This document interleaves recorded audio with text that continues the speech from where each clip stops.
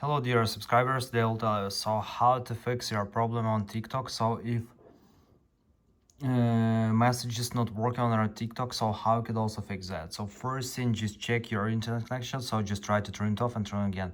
If that doesn't work, just try to restore your TikTok.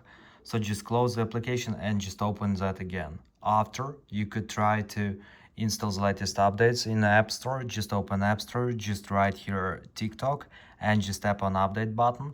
So after, if that doesn't work too, so the latest option you could try also to go to the TikTok. Just open here settings, just open settings and privacy. After, you just need to scroll down and find here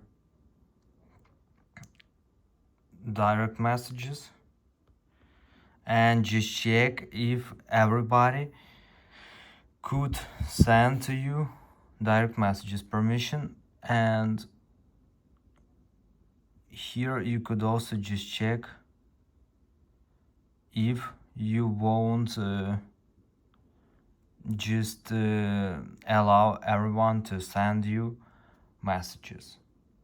And the latest option, you could try also just check if that person you didn't add to block list. So it could be also a reason too. So thanks for watching. Have a nice day. Bye.